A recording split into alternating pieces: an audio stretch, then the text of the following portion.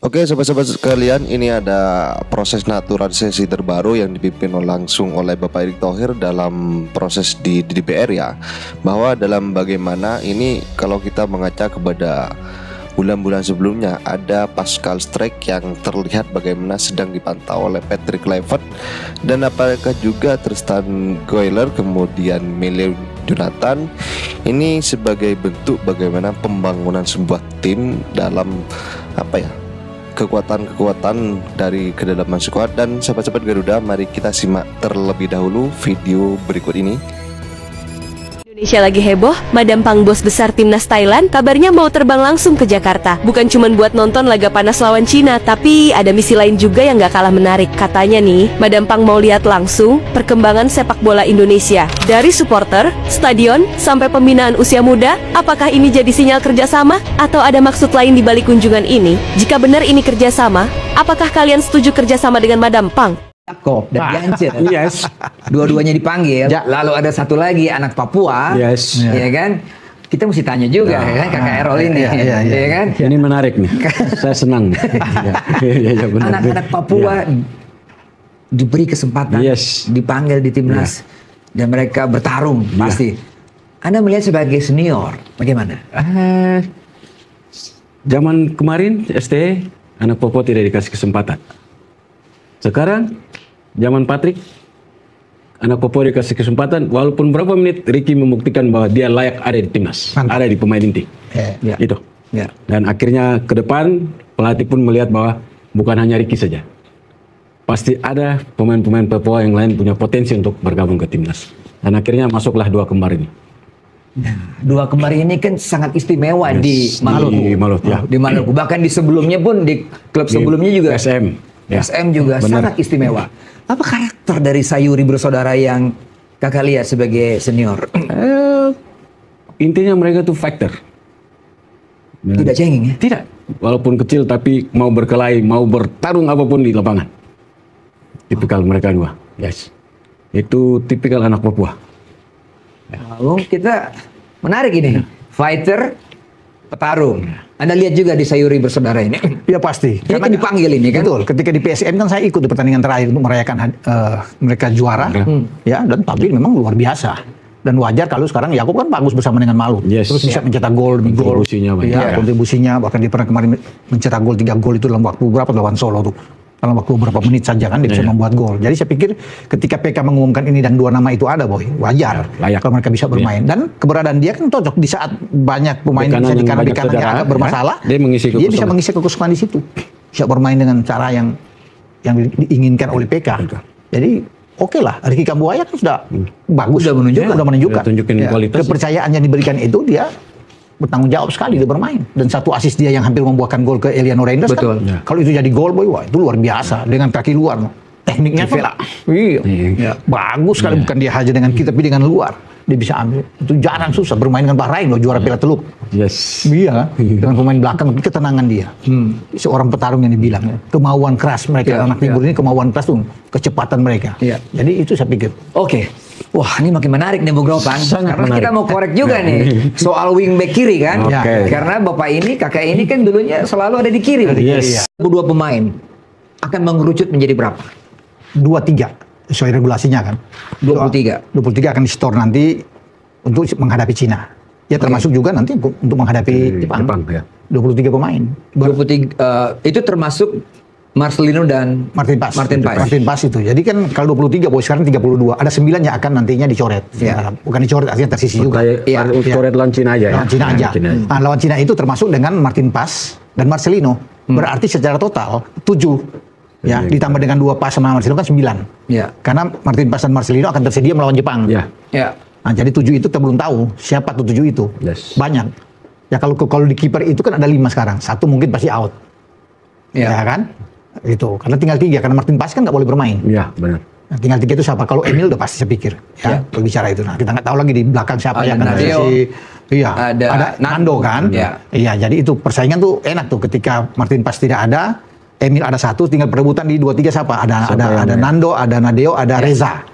Jadi mereka yang akan bertarung untuk bisa mengisi 3 slot di atas untuk ini, termasuk dengan Emil. Dan kita memang punya pelatih kiper khusus ya di timnya ini ya. Iya, ada Short Vandenberg ya. Iya. Berarti tugas dia untuk menentukan siapa yang akan mendampingi Emil ya. Emil terpilih menjadi jangkauan utama. Betul.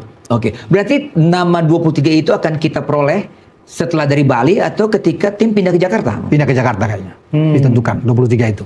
Di Bali itu fokus dengan mereka TC di sana. Ya. Tanggal 31 terakhir.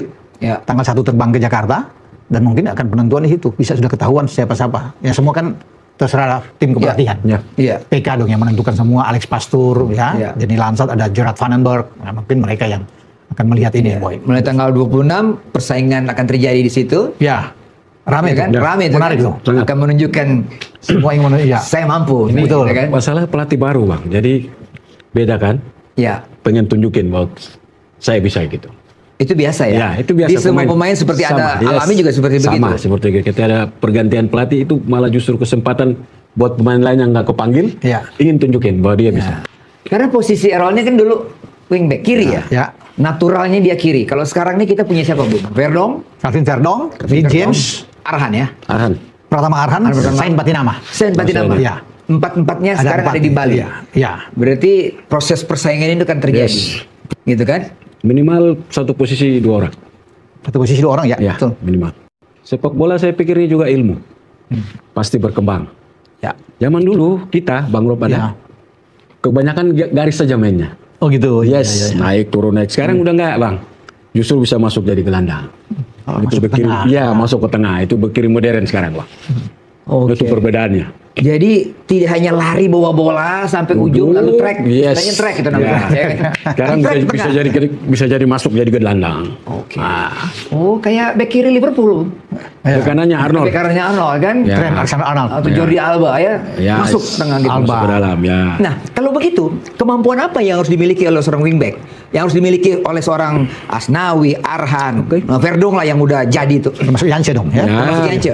Kita pada umumnya kan bisa crossing, artinya naik ke depan kita bisa crossing. Tapi tugas utama kita kan jaga belakang. Sekarang malah dituntut harus lebih lagi. Kita bisa masuk jadi gelandang, bisa mengumpan, bisa memberikan asit. Itu yang saya pikir perbedaan yang mencolok, yang berkiri dulu dan yang modern sekarang. Itu yang saya lihat. Berarti ya lebih sulit yang sekarang dong ya? Pasti, karena perannya sudah banyak. Bukan di atas saja, tapi sekarang masuk ke dalam lagi. Bukan naik turun atas garis-garis, enggak. Kadang-kadang ke dalam. Tambah lagi tugasnya tuh, Bang. Iya, memang agak lebih sulit. Apalagi bermain dengan pola yang kita tahu bersama lah. Kalau main 3-4-3 kan 3 back belakang berarti akan mendorong 2 wing back kita, full back kita itu untuk lebih ke depan ke gelandang. Iya, betul. Entah Kevin Dix ya atau Calvin Verdong. Nah, itu kan kerjaan mereka tuh naik turun terus. Di saat kita transisi permainan dari bertahan ke menyerang ke bertahan, mereka tuh harus siap terus di 2. Apalagi kalau bermain misalnya dengan 4-3-3. Jadi memang dibutuhkan pemain yang berkualitas di posisi full back. Karena mereka kan bisa harus cepat naik pada saat menyerang. Ketika menyerang naik, pada saat tertekan, mereka harus cepat untuk ke belakang. Jadi memang tenaga mereka kuat dan beruntung kita punya wing back atau full back yang bagus. Oke, apa kelebihan Verdong di mata seorang Errol itu? Itulah bek kiri modern yang terbaik yang pernah dipunya oleh timnas Indonesia.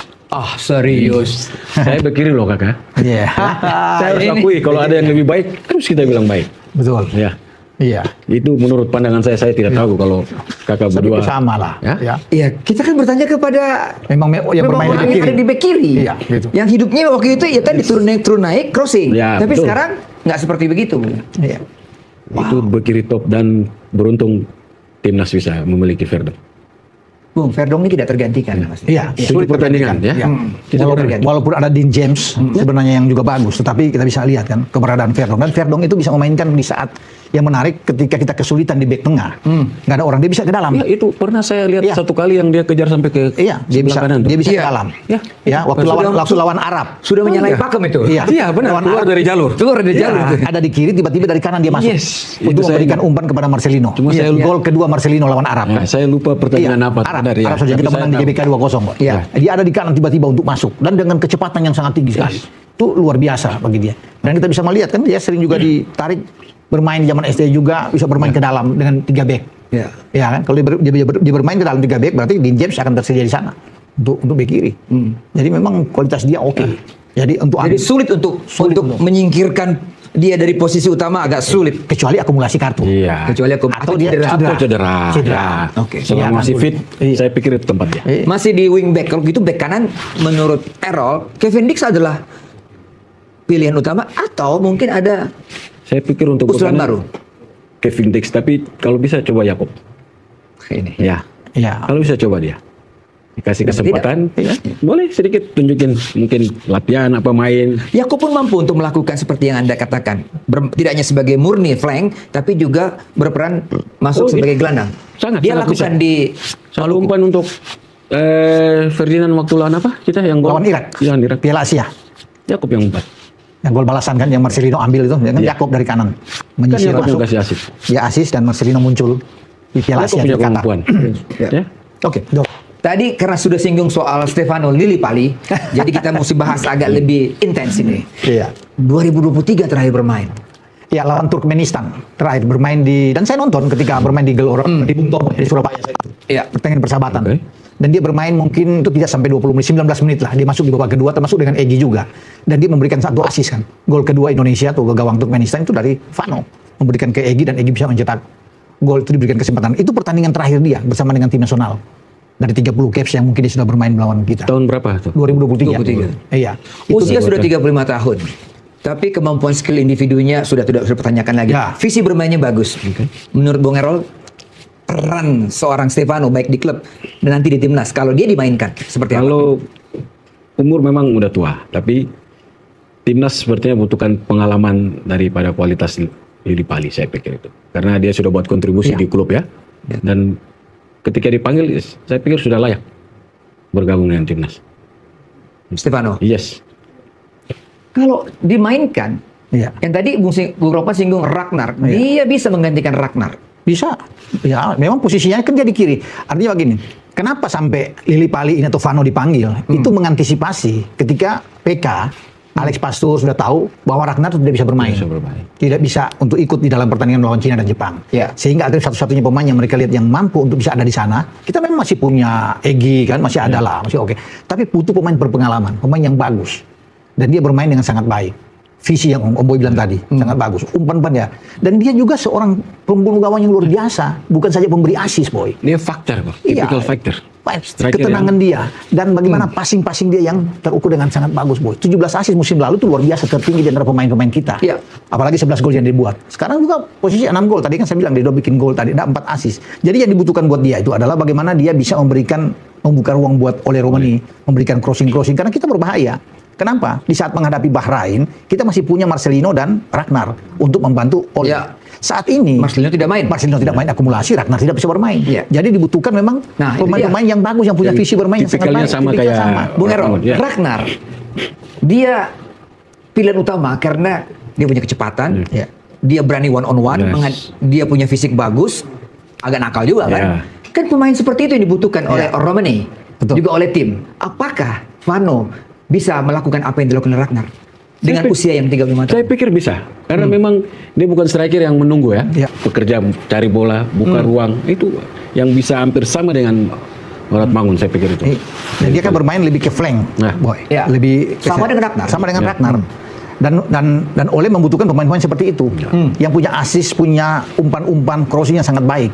Ya. Dan dengan seperti ada Vano, saya pikir ini bagus. Nah, kita akan tunggu apakah PK berani memainkan langsung misalnya Vano ini dan Yakob di kanan untuk membantu Ole. Nah, ini kan yang kita tunggu. Kalau dua ini ada, satu punya kecepatan Yakob, satu punya visi bermain dengan passing-passing yang bagus Vano. Ini pasti akan dimanjakan. Ole Romani ada di depan. Ya. Itu yang Menarik paling- ini. Menarik. Sangat Orang menarik. itu Menarik ya. punya kecepatan kan? Satu Ragnar punya kecepatan, satu buka ruang. Iya, itu bukan Oleh tidak menyepelekan menunggu. Struik ataupun Eliano. Ya. Iya, kalau bermain dengan 3-4-3 menurut saya lebih enak itu. Lebih enak nih misalnya ada Yakob, Sama ada Vano, Iya. kemudian Ole. Walaupun banyak yang bilang begini, ada Eliano Reinders masih bisa. Oke, Eliano lagi bagus sebenarnya. Tapi kan kita coba dulu berikan kepercayaan kepada Yakob. Tapi kan nggak boleh coba-coba sekarang ini. Iya. Betul.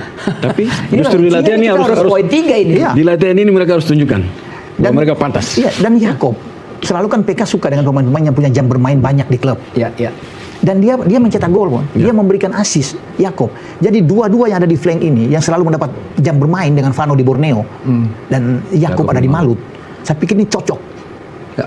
Kalau mau lihat dengan saya lihat apa yang diinginkan oleh PK, pemain yang banyak bermain mendapat kesempatan itu bisa bikin gol Yakob, bisa memberikan assist. Vano bisa bikin gol, bisa buka ruang, bikin assist. Keren. Ya. Oke. Sahabat Garuda, mari kita diskusi di kolom komentar dan bersama saya Salam Olahraga kita Garuda.